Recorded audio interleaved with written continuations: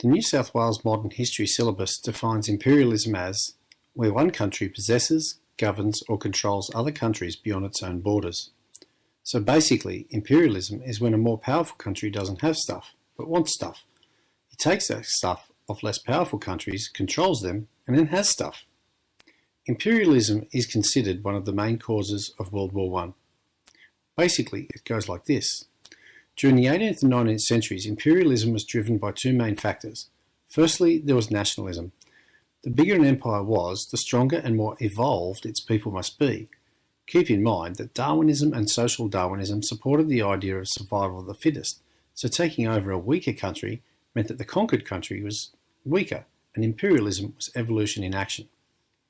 Secondly, countries needed to fuel the Industrial Revolution in order to keep making money. To fuel these things, they had to acquire the raw supplies needed to produce the things that people wanted to buy. Countries like Britain, France and Belgium did not possess the raw materials needed, so they began to look elsewhere. Elsewhere went weaker countries. Imperialism helped to make these great powers wealthier, and other countries like Germany joined the race. Unfortunately for Germany, much of the available territory had already been acquired, and expanding their empire proved to be a difficult thing. Luckily for Germany, not so much for Africa. A few things changed around this time. Technological advances with weapons made during the Industrial Revolution meant that European countries were now much more militarily superior to African tribesmen. Machine guns allowed European armies to decimate African opposition, and soon the scramble for Africa began. Imperial powers raced to conquer the African countries for their raw materials. Belgium took the Congo, France took much of northwest Africa, and Britain, being the largest and most powerful empire, took territories from South Africa right through to Egypt, with one major exception, German East Africa.